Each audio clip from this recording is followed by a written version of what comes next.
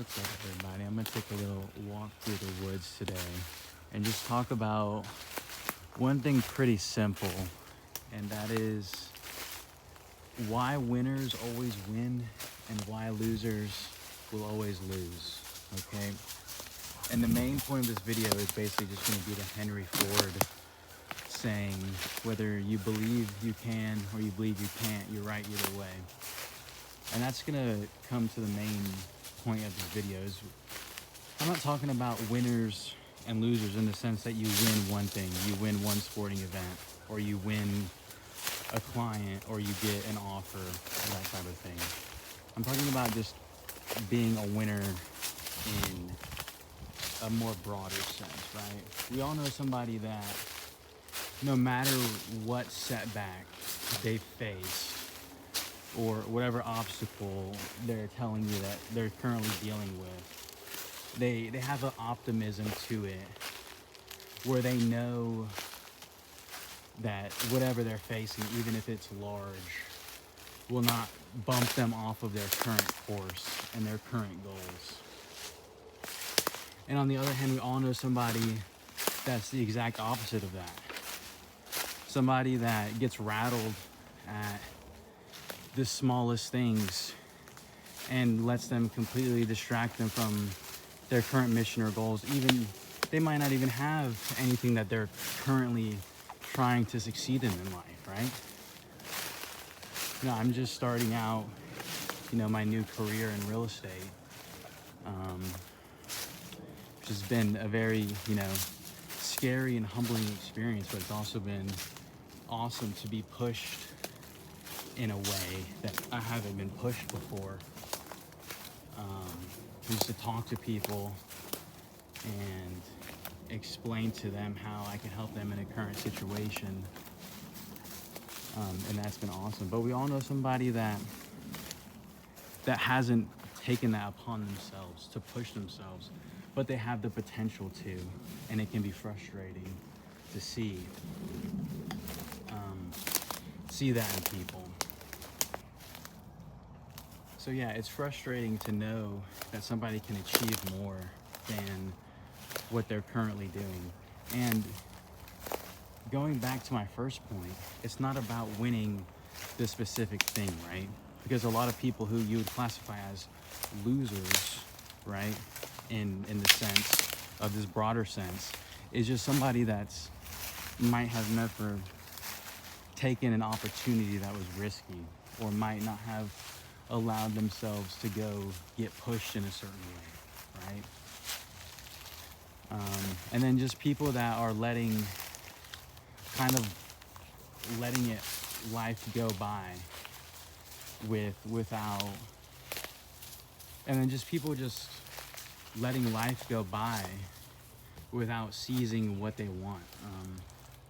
Like growing up, I thought for some reason it's adulthood seems so far away whenever you're a kid. You feel like you're never gonna reach it, right? And then one day you reach it, and then you realize, oh, the game's really just starting. The game's really just starting right now, and everything before it was basically just playtime. But if you did good in high school, and you can set yourself up better, I think that if you do try. But really, once you get out of high school and college, the game is just starting, right? And then you see people that are, in their 30s or 40s that haven't expanded that much since they've been in their 20s, right? Versus somebody who has taken different opportunities and maybe failed, right? Because you have to, every winner has failed, and every winner has been a loser. Every winner has been a loser, right? I was talking to one of my friends at work the other day about how in real estate, I feel confident in most things. I feel okay talking to people. I'm starting to settle in, speak slower, explain my ideas to where they can understand them better, or at least had improvement over how I was in the beginning. I'm obviously nowhere close to perfect or even good at this point, but I've improved. And I was telling him that the only thing that I'm super worried about is like messing up on something that kind of exposes that I'm a newbie, right? Because I don't want people to know that I'm new and then to think that I don't know what I'm doing, right? And he told me that he was facing that same thing too in his new thing that he's trying to start up. But the thing about it is everybody goes through that phase. And for me, I need to challenge myself if I'm in a situation where I can't ask a question to somebody else, to take that opportunity to tell them that I'm not knowledgeable on this topic. And then to give them an opportunity to help me. And that's also something that I think that we all should probably get better at, is just asking for help when you need it, instead of just trying to look smart all the time. Instead of just trying to look smart all the time for no reason, right? And so every winner has been a loser. And one thing else is that every loser, since every winner has also been a loser, that means that every loser can also be a winner, right? I feel like I'm in my young 20s right now. Pretty much just got like out of college a little over like 2 years now. So maybe I don't have any kids. I don't have any major responsibilities. But I feel like when people get older, maybe they feel like they can't take those steps anymore. Obviously, you know, they might have kids and that type of thing, then the increased responsibilities.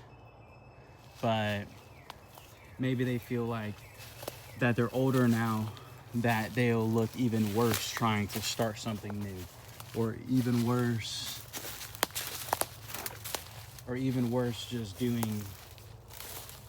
just going back and doing something that, you know, a 20-year-old is doing right now.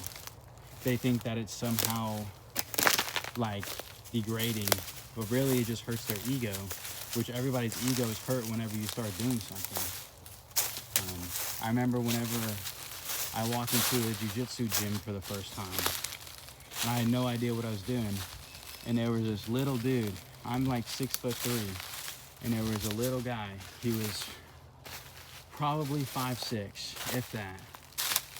And I was like, okay, the rest of these guys might be able to beat me up, but I was like, for sure I could at least keep this dude off of me. And that was my ego talking before he got his hands on me. And then he got his hands on me and strangled me for the next year, because that's how it works when you start something new. If anybody has done a martial art or jiu-jitsu or anything like that, you know, basically the first year in it, you're just getting your ass kicked every night. And it makes no sense. But once you realize is whenever you keep doing it more, is, oh, all these people have put in this time. They've all put in these years. These black belts have put in, 10 years plus. The blue belts have put in, a year plus, whatever it is. Doesn't really matter. And then it's the same thing for a skill, right?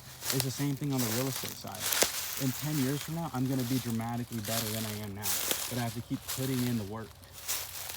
And that's the thing, is that everybody works hard. Everybody works hard their 9 to 5. Everybody's getting pushed hard. And what I was saying is everybody works hard. Everybody gets pushed hard at their 9 to 5 job.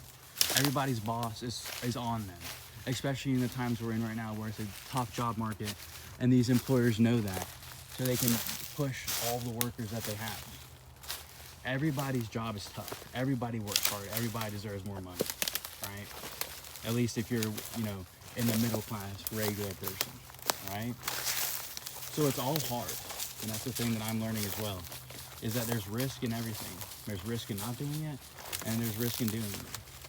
So the question is, are you going to try to win? Are you going to try to win today? Or are you just going to let it go by and just do it tomorrow? I didn't want to record this. This is awkward for me to get out here and try to talk to a phone, But I'm going to start posting videos more. That's something I said I'm going to do. So I'm going to do it. and I'm going to struggle through it, and I'm going to talk about nonsense. But in a year from now, theoretically, it should be better. And then in a year from then, it should be better, right? So that's the thing. You just got to get a little bit better every single day. And it's pretty simple. It's pretty simple after